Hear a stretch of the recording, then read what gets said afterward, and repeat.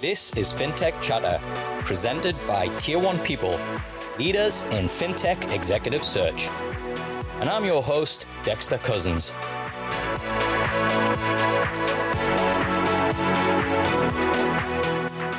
In today's show, we're joined by Chris Boas, Managing Director Asia Pacific at Q2. They build software that enables banks, credit unions, and FinTech to create simple, smart, end-to-end banking and lending experiences for their customers. Headquartered in the US and listed on the New York Stock Exchange, Q2 operates across Europe, Australia, and Asia. And here in Australia, Q2 has played a pivotal role in the growth of the FinTech sector. Welcome to the show, Chris. Yeah, hey, thanks, Dexter. Great to be here. I'm glad that we've made this happen. We've been trying for quite some time, and I think the relevant success of both our businesses has kind of delayed us a little bit. It sure has, Dexter. Well, it's great to have this opportunity to talk with you. Great. Well, could you tell our listeners a little bit more about Q2? Yeah, so Q2 is a software company based in Texas, been around since 2004. The mission of Q2 really is to build software that empowers communities. So the idea behind that is that there should not be four large banks that dominating the supply of credit and financial services to the market. And we firmly believe that, by providing quality digital software, we can help smaller organizations compete, which is good in turn for communities and their well-being. So that's the overwhelming philosophy behind the company.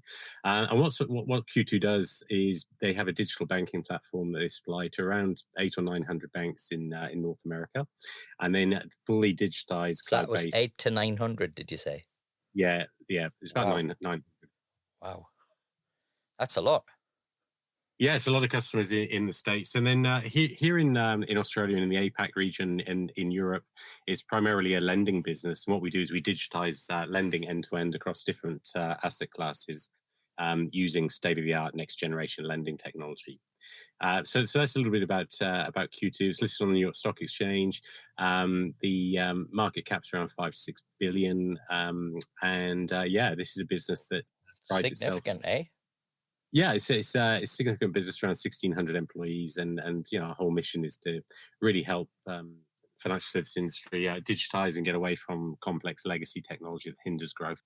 Cool. Well, look, I'd love to kind of delve into that a little bit deeper. So you talked there about, and you mentioned community a lot. So is it mainly credit unions that they work with in the US?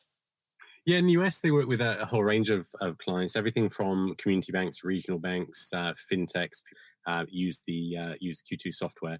But primarily, it would be the regional community banks in North America. In Europe, we have some tier one banks. Down here in Australia, it's mainly a fintech business, although we have some banking clients as well. And a lot of the demand is coming more from the banking sector at the moment. Right. But yeah, the US is very much a regional community bank focus.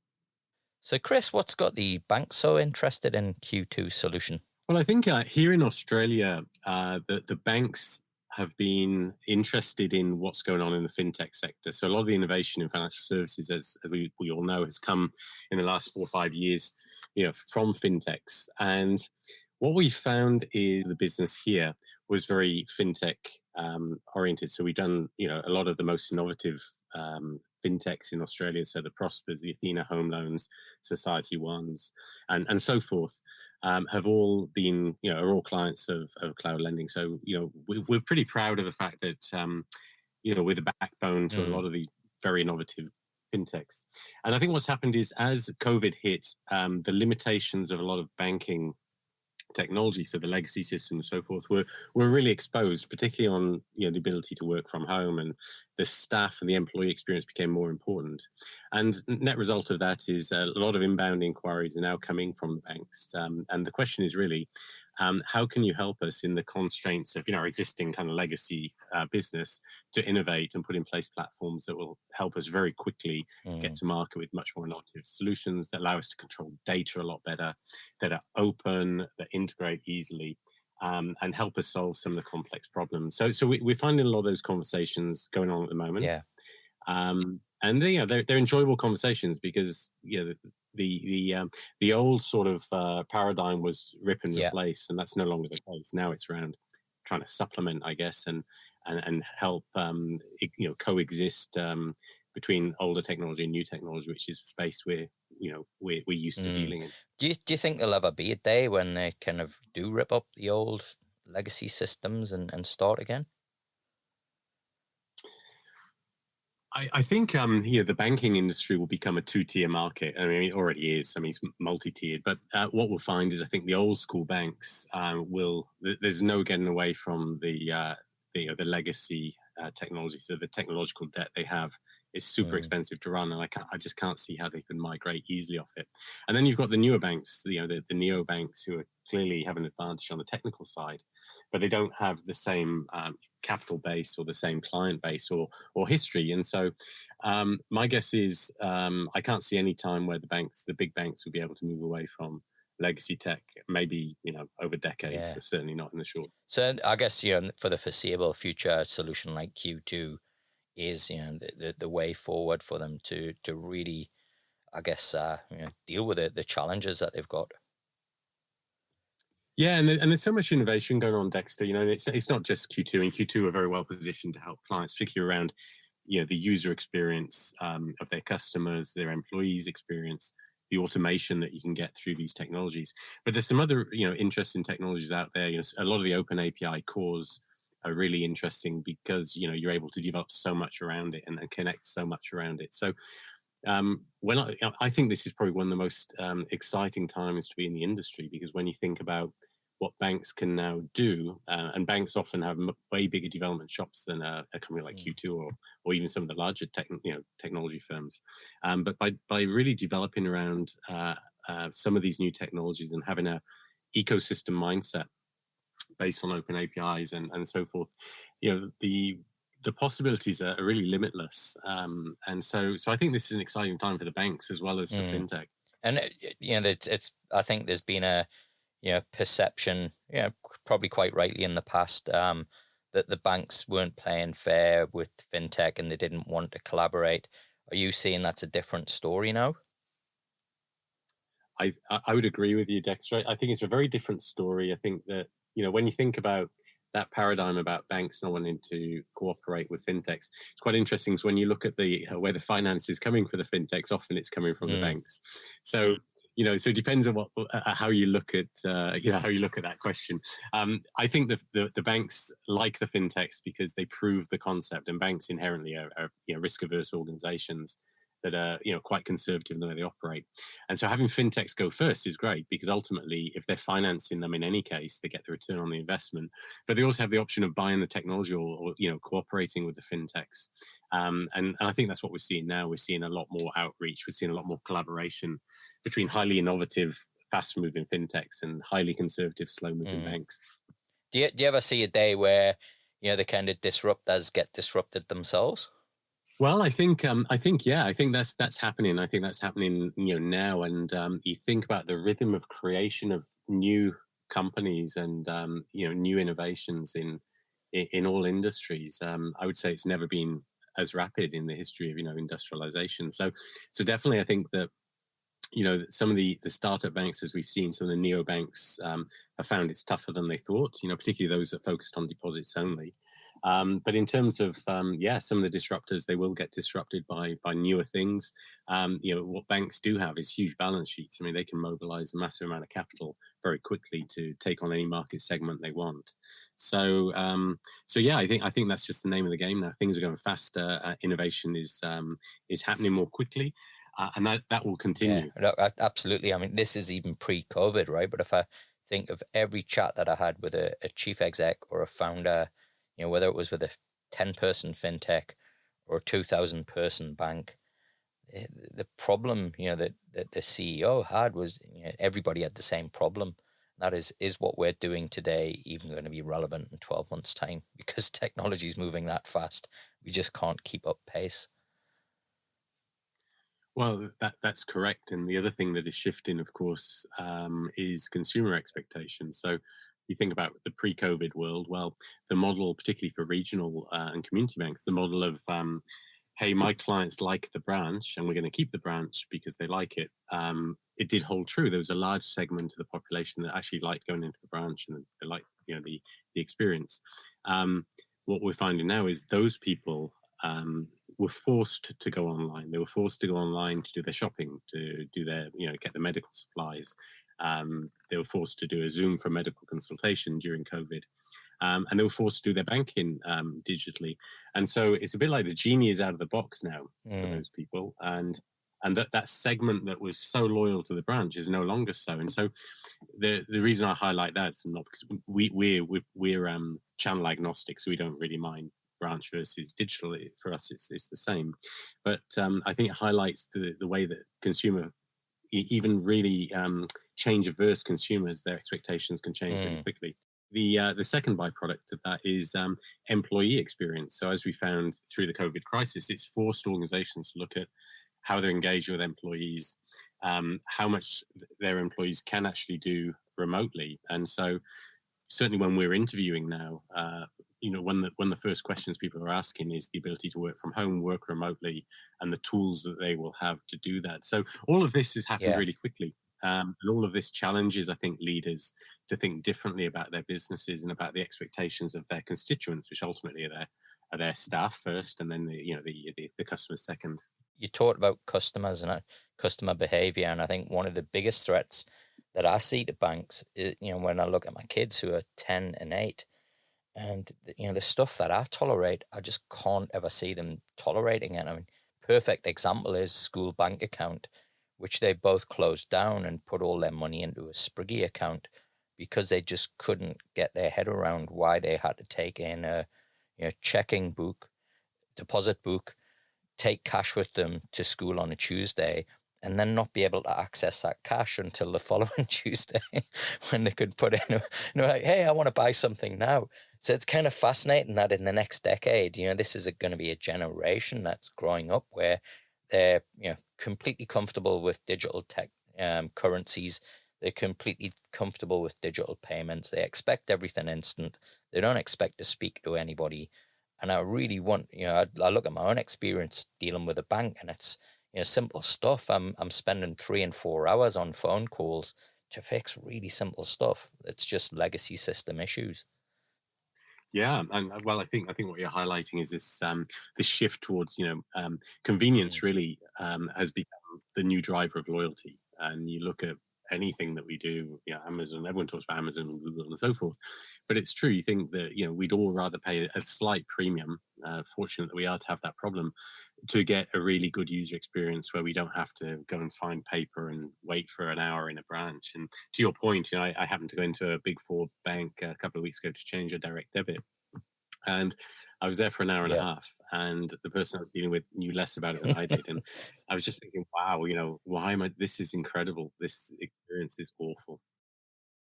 I do wonder, there's a quote that I love and I keep using it. But I think it was one of the execs at Klarna, and he was asked about, what do you put your success down to? And he said, hey, all of us taste the product before it leaves the kitchen. And I kind of do have to ask, and I put a post up actually on LinkedIn a few weeks ago because I was so frustrated dealing with the bank that I said from now on, Tier 1 people has changed their process for anybody from a bank who inquires about jobs. What we're going to do is ask you to call a number. We're going to put you on hold for 30 minutes. You're going to listen to some annoying hold music. Then we'll interrupt it 5 minutes in with an advert telling you how great we are. Then we'll answer the phone. Then we'll put you through to someone else. Then we're going to put you on hold again and have this awful music and then rinse and repeat. And it was, it was a bit cheeky, but it was just to say, hey, guys, this is what you're doing to your customers. If you're getting that experience elsewhere, you're just not going to deal with those businesses. And it feels for, my whole lifetime, Chris, that the motto of banks seems to have been kind of banking at our convenience, not at the customers. Yeah, it's interesting, and look, we have the same challenge when we're hiring. We try and we're all after that top 5% of talent. In our case, the top 1%. We really try and hire the best we can. But when we get plenty of really, really good applicants from the banks, and their common characteristic is off the charts smart, really know the industry. But what we're really testing for is just how institutionalized those people are, and are they able to take the initiative? Are they able to challenge a client? Are they able to operate at pace, wear multiple hats, and so forth? But yeah, this is a generational shift. And if I think back to when I started my career, and fortunately, I've always been in the financial services and technology industry. But I think back to the early days, there were no options. You either worked in a bank or you worked in technology. But the idea of leaving a safe banking job to go and do a fintech was unheard of. Now that's kind of seen as a real positive, and I can understand why. And there are so many of our clients who have done that. In fact, most of our clients are ex-bankers who've gone out on their own to start something. And so I think this is a really exciting time for that reason. Absolutely. Well, we're going to take a quick break because I'm going to plug an opportunity that we've got with one of our clients. But when we come back, speaking of kids, my kids, Harry and Ava, are our youngest subscribers. And given that we get great guests on like yourself, Chris, I thought what better way to help my kids in their own careers and futures by getting a bit of advice each show from one of our guests. So when we come back, if you can think of a little bit of advice that you might want to share with Ava. Banking is at a crossroads, facing a difficult road ahead. COVID has shown how inadequate legacy systems are. Most bank processes have not changed in 50 years, and this is your opportunity to bring banks into the digital age and provide futuristic customer experiences. Our client is a digital transformation consultancy working with world-leading brands. The banking and financial services practice is the fastest growing in the group, and they're on the hunt for a country managing director to launch and scale the APAC region here from Sydney. We're looking for someone to develop award-winning digital experiences for digital challenger banks and mid-tier banks. You'll be partnering with some of the most innovative fintech to deliver innovative banking solutions. We're looking for someone with deep domain experience in banking and lending technology. Ideally, you'll be coming from a recognized digital consultancy or an enterprise banking software player. If that's you, we'd love to hear from you, so check out my LinkedIn profile for further details. Welcome back, Chris. Yeah, thanks, Dexter. So Ava and Harry, what advice have you got for them? Try lots of different things. Try lots of different businesses and see which ones work. And Harry and Ava, if it helps, I'm doing the same with my children. So my eldest son, Jean-Louis, is busy. He's got 3 or 4 businesses going, and none of which are particularly successful right now, but they will pay off one day. Awesome. Well, good luck with that, Jean-Louis, and hopefully he'll be another young subscriber to the show, eh? Let's hope so. Yeah. Well, we started covering this just a little bit earlier, Chris, around, I guess, the culture that you're building at Q2. How would you say it kind of differs from a kind of traditional banking culture? So we're very mindful of culture at Q2, and that's both at head office and certainly here in the local market. And when I look at the people that we've hired who are successful, the common characteristic is I think people are off the charts smart. They're very smart. So we're looking to build a highly expert culture because ultimately that's what our clients are willing to pay us for. But we also want to build a highly collegial culture. So this is a team where people really work very well together, and everyone's wearing multiple hats. So I think the ability to be multidisciplinary and wear those hats and be willing to get stuck in is really what's made this business very successful so far. As we scale, of course, we'll add different profiles with different backgrounds. But if you said what's the single most important thing, it's probably that one, the collegial nature of what we do. So we're all very different, which is by design. We try and hire people who are very different, both in terms of, culture, experience, background, whatever it happens to be. But they do have to be team players, and that's probably the one thing we're all looking out for. Yeah, and it's such a pivotal thing when you're a business that, you might be thousands of employees globally, but here in Oz, it's almost like you're a startup yourself. Yeah, that's correct. So we're about 25 people now. We'll be going to probably about 35 this year. And we're a long way from Texas, right? Yeah. And so we operate with a lot of autonomy. And the great thing about the autonomy is we get to do really interesting things. And often we can be the front runner in terms of new solutions, new ways of working, new things. But what that means is there's a responsibility on us to act in the right way for our customers, in the right way for our teams, and to really make sure we operate in a very responsible way. And what would you say should be some of the reasons why people should be interested in joining Q2? Well, I think if you join Q2, the first thing is you're going to get exposed to, the profit engine of the bank. So that's how banks make money, is through lending. So you're in an area that is very dynamic in the first place, and very relevant to the client base. But really, this is a story about innovation. So our business is an innovation business. We talk about technology, but from my point of view, the technology is just an enabler of change. And so the business we're in the business of digitization, we're in the business of automation, and we're in the business of change. And the technology that underpins it is just an open technology platform. It's very powerful. It does great stuff. But really, the story is about what is the journey we want to take clients on.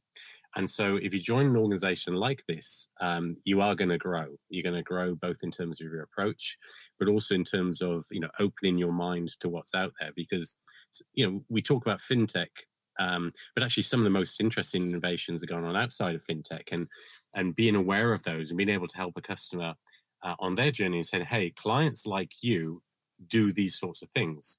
But are you aware that clients in other industries are doing these other things? If you bring those together, you could have something quite powerful. So the straight answer is you're going to get a lot of accountability, you're going to get a lot of responsibility, but also you're going to be right in the heart of innovation, Yeah. in the heart really of what the bank does. Yeah, you talked before about your boy and his, he's building businesses. And when I look at my kids, I think that thing that you've just said there about looking at different industries, if there's an industry that I can see that is probably going to be a bigger threat to banks than any other industry, it's actually the gaming industry, because I just see what my kids are doing. They're already transacting in digital currencies, right? They've got Robux and V-Bucks and all this other stuff that for them it's just native. And it's this kind of view that looking at things through the lens of the eyes of a kid. I think it's a really valuable approach to have when you're trying to innovate as well. Yeah, I couldn't agree more. And I think that sector, the gaming sector, is a really interesting one, particularly some of the innovation around it, some of the user experience that people have.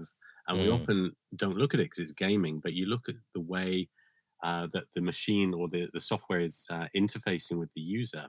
You think, wow, if I could grab some of that into my platform or my mm, approach to my clients, how good would that be? So I completely yeah. agree with you. Yeah.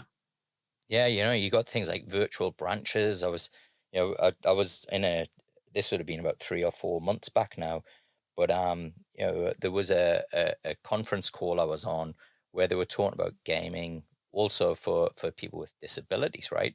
And so providing these virtual kind of environments for them where they could go if they couldn't go into a bank branch. Hey, well, we can do it virtually. I think it's just, it's so fascinating to see how this is all kind of coming together. And as you've said, I think 3 or 4 times, it's moving so fast, right? It's kind of it's here. We've talked about it for decades, in our lifetimes, Chris, and kind of now it's kind of finally here, right? The kind of Blade Runner moments are here, where all the stuff that was science fiction, it's now fact. Absolutely. And, if you think about the natural progression of some of these technologies, it really is extending out. So we're talking about our kids who just get this stuff, but they're not Mm, the majority of the population. The majority of the population, probably the older generation. So as this stuff gets democratized and more people, the user interfaces become more simple to use, I can see that in particular for those groups you just mentioned, so disadvantaged groups who can't access services, but whether they be financial services or other, should have new opportunities, and within those opportunities, it kind of helps society move ahead. And that's really what's exciting about technology. It's the ability to help society as a whole move ahead. awesome. So, other than Q2, which other fintech has got you most excited right now? Yeah, it's an interesting question. I mean, the fintechs that I've always liked are some of our clients, actually. So the people like the Athenas and the Prospas, these are clients who've gone after a target market in a very focused way.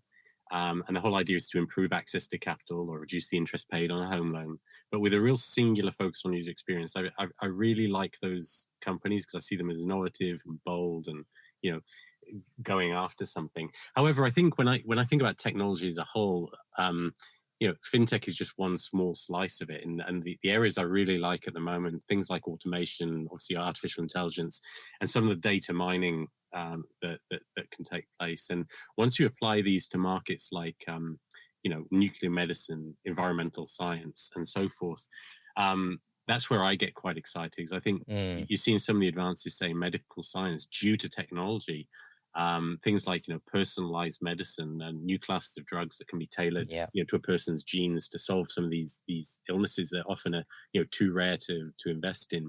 So I think the fintech sector itself is highly innovative and interesting. I think there's a lot going on, but when you apply some of the innovation and you look at what's going on outside, then the whole idea of moving society forward through technology, which is something that I've always found very interesting, becomes more and more relevant, I guess, to what's going on today.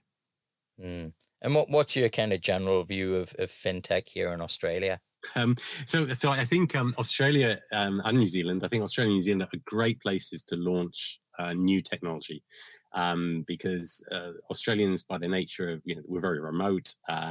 We're very inquisitive. We've got this go forward spirit, so we'll try new things willingly. And often, if it works here, it will work everywhere else. And there's no secret to that. People have been talking about that for a long time. However, Australia is a market of followers, not leaders. And I don't think there's a whole lot of innovation that really happens here. I think there's a lot of improvement of other ideas that come from overseas that happens here. So my view of it is, this is a great place to try new technology, and it's a great place to. There's a great pool of talent. However, I wouldn't say that it's necessarily the heart of innovation. Well, look, I think they're all kind of fair points, right? And it's it's something that the government really needs to work on if we're to really remain relevant as well. Absolutely. And you think about Australia's natural advantages, there's a lot that it could do here with what it has. And to your point, does that come from government policy? And it probably, I think it would definitely help to have a more pro innovation agenda from leaders. Yeah, I remember reading some stats recently that were kind of something like top 20 in the world for innovation, but bottom 70, at the 75th for commercialization. And I think that's kind of, the brain drain continues, right? And I think that's one thing we really do have to fix if we're gonna really compete moving forward. Yeah, I guess you can't escape two things. One is geography, and two is a small population. However, if you look at what's happened in other countries, if you take Ireland as an example, and their ability to attract investment and tech firms to innovate there through fiscal policy, it would be pretty awesome if we could do the same. Absolutely. Well, that wraps up today's show, Chris. Thanks so much for joining me. Where can people find out more about Q2? Yeah, Q2.com on the web page, or obviously reach out directly to myself. We'd be delighted to talk to you. And one further thing, Dexter, just for your listeners, one of the most exciting things about Q2 at the moment is we're one of the few tech firms to have its own stadium. So we have Austin FC in the MLS. We're the sponsor of that stadium, so just so everyone knows. Wow, fantastic. And you can find me, Dexter Cousins, on LinkedIn. You can also follow me on the Fintech Chatter podcast page on LinkedIn. Thanks for listening. If you like today's show, please subscribe to the podcast. And don't forget to leave us a review, because it really helps me bring in great guests like Chris. This show is produced by Tier 1 people, leaders in fintech executive search. We'll help you launch, scale, and innovate by delivering world-class talent. And you can reach us at info@tier1people.com. Until the next episode, stay safe